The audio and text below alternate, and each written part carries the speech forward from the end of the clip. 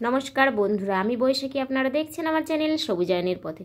বন্ধুরা দেখুন, আজকে আমি আপনাদের সামনে হাজির হয়েছি ফুলের রানী গোলাপের এক গামলা ভর্তি ডালি নিয়ে। দেখেছেন আমার কাছে কত গোলাপের সম্ভার রয়েছে। আসলে এগুলো অনেক দিন আগে নিয়ে এসেছিলাম, ছোটো ছোটো কুঁড়ি তখন ছিল, আর এখন ফুল ফুটে গিয়েছে। নার্সারির দাদাভাই বলেছিলেন যে ওগুলোকে ওইভাবেই দিন 15 রাখতে, আমিও রেখে দিয়েছিলাম। নার্সারি থেকে আনার পর সেই ভিডিওটা করা হয়নি সময়ের অভাবে। আর আজ ভাবছি আমি এগুলো লাগিয়ে নেব, তাই লাগানোর আগে আপনাদেরকে একবার দেখিয়ে দিলাম। দেখুন কত সুন্দর গোলাপগুলো, আর ফুলগুলোও দেখুন। সত্যিই যে এদেরকে ফুলের রানী বলা হয় এর কারণটাই এটা। দেখুন কি অপরূপ সৌন্দর্য, মানে এতই সুন্দর দেখতে লাগছে যে এদেরকে তো একটু নিজের কাছছাড়া করতেই মন চাইছে না।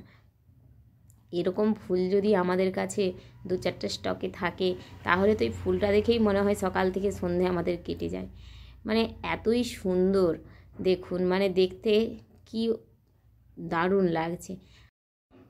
দেখুন বন্ধুরা, সামনে থেকে দেখে দিলাম, সত্যিই কি অপরূপ লাগছে না? দেখুন সৌন্দর্যে ভরপুর, মন মাতোয়ারা এক ফুল এ।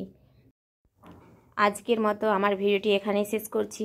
এর পরের পর্বে কীভাবে আমি গোলাপ গাছগুলো লাগিয়ে নেই, কীরকম তার জন্য টব নির্বাচন করি, অথবা কীভাবে তার মাটি তৈরি করি, সবই আপনাদের সামনে তুলে ধরব। সেই ভিডিও আসতে চলেছে খুব শীঘ্রই।